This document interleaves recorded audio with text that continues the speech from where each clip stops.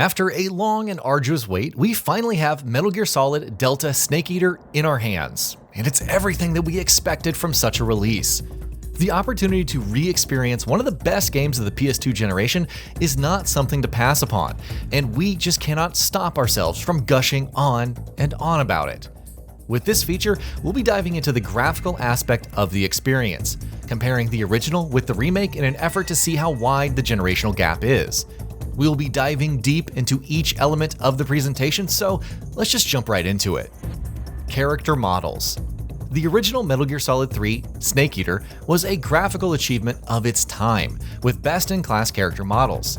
The poly counts on each model were a lot higher than contemporaries of the time, and there was plenty of detail in each aspect. Techniques like skin softening and rudimentary hair textures were commonly used at the time, and you can find it in the original release as well. But the end result strikes a great balance between performance and quality. For the remake, Konami and Virtuous are using Unreal Engine 5, which completely rewrites the character rendering pipeline into something that's leaps and bounds ahead of the base release. Starting with the skin mesh, we get to see a rather geometrically complex rendition of the skin meshing with great attention to detail and exponentially higher poly counts, resulting in superb details on models like Snake or Revolver Ocelot. The same story continues over into other elements of the rendering pipeline, where we see a physically based material system being used in the clothes similar to the solutions we saw in late last-gen games and current-gen releases. Overall, there is obviously a stark difference in how Metal Gear Solid 3's remake looks as compared to the original. But what makes the job so commendable is that the improvements feel like they were stemmed from the original and pay due homage to what came before. Of course, Konami went ahead and built all of these models from scratch, but the concept art and drawing seem to be taken directly from the base material. Enhanced cutscenes. Thanks to several improvements in the character rendering department, cutscenes also look a lot better than the base release. Konami hasn't taken much liberty in redirecting these cutscenes, so the remake has each scene recreated shot for shot, which might be questionable on some level, but has been done to preserve the spirit of the original.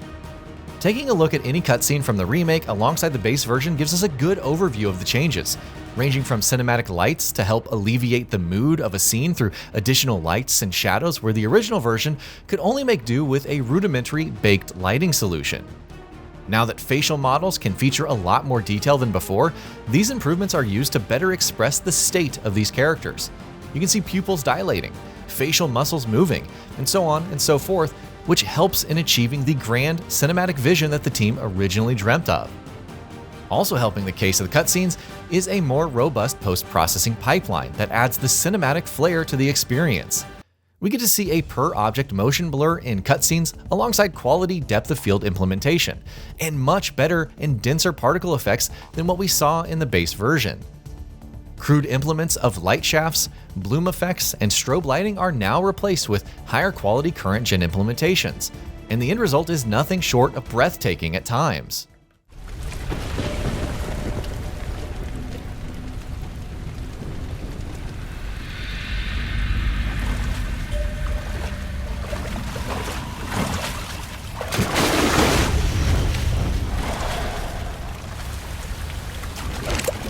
Are you one of the Cobras? Sad. So sad. A host of sorrows.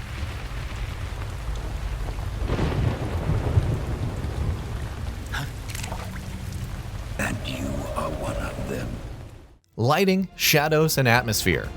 Let's now move over to the lighting side of things, where we get to see plenty of radical changes.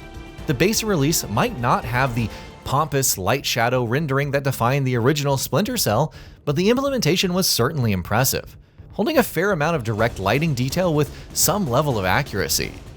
For the remake, however, Konami has used Unreal Engine 5, which practically guarantees a best-in-class global illumination system thanks to the Lumen technology.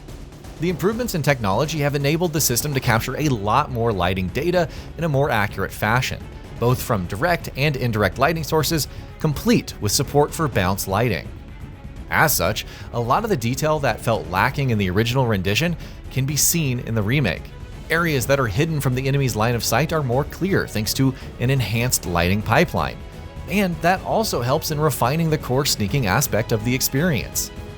Having a detailed lighting system also helps with rendering better shadows, and Metal Gear Solid Delta Snake Eater is no different in that regard.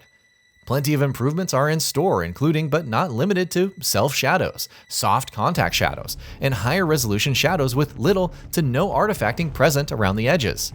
Shadows are also cast at longer distances, giving the world a more uniform look. Assets are also rebuilt from the ground up, which have more geometric detail this time around. As mentioned in the character models, the poly count has also increased thanks to the excellent use of nanite, and all of that just comes around to make the world feel more alive. Different assets have different materials, which reflect lighting differently now, and that helps in giving the world a lot more character and authenticity that just was not possible with the base release, and the technological constraints that came with it. Add to that a pretty smooth world streaming system where level of detail swapping happens pretty smoothly, and you get a rather solid world rendering pipeline.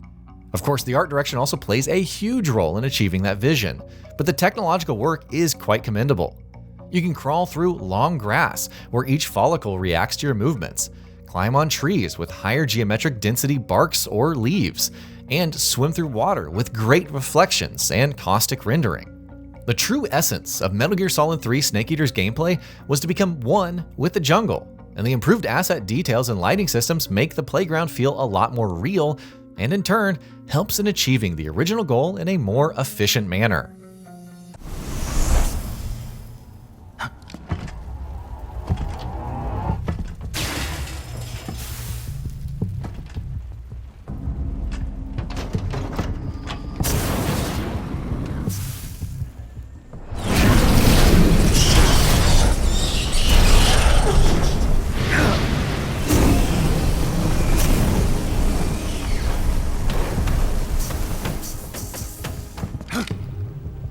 I am the Fury. The flames of my rage will incinerate you. I came back from space. Loading times and performance impressions. One of the biggest improvements that have happened between the PS2 and the PS5 generation has been in terms of the loading times. But unfortunately, Konami hasn't made any significant strides in alleviating the frustration that came with a map divided into multiple zones separated by loading screens. Yes, the high read-write speeds of the PS5's SSD does help in reducing load times to a minimum. In our experience on the PS5 Pro, it was just a couple of seconds at maximum. But they are still there. Of course, the reason behind preserving this functionality is to stay as close to the original experience as possible, but it does feel pointless. Taking a brief moment to talk about performance, we tested the game out on the PS5 Pro, and our experience was really good. The visuals looked crisp at 4K, likely using PSSR, and performance was largely fine, though there were a few drops and slowdowns here and there. But considering the immaculate visuals and Unreal Engine 5's computational demands, it is a pleasant surprise to see the game at a decent level. According to reports, for base PS5 owners, Metal Gear Solid Delta Snake Eater offers two graphical modes: a fidelity mode that runs at 4K with 30 FPS, and a performance mode that ups the frame rate to a full fat 60 FPS but drops the resolution down. While the jury is still out on how these two modes perform, we would recommend opting for the latter option, as having a smoother gameplay experience is more important than chasing that higher resolution. Conclusion. In conclusion, Konami has done a rather amazing job with Metal Gear Solid Delta Snake Eater. It's equal parts a glorious homage to the past and a confident step forward that's catered to the modern crowd. And honestly speaking, this is the best place for a game that's so closely associated with the developer who isn't part of the project anymore. Speaking solely in graphical terms, Metal Gear Solid Delta Snake Eater makes great use of the tools provided by Unreal Engine 5, and makes it a lot more convenient for audiences accustomed to modern games to try out this masterpiece. There are a few shortcomings that are almost a byproduct of sticking too close to the script, but it's a fantastic start. And that'll be about it for this one. If you guys like what we're doing at Gaming Bolt, please consider subscribing to our channel, and I'll see you guys on the next video.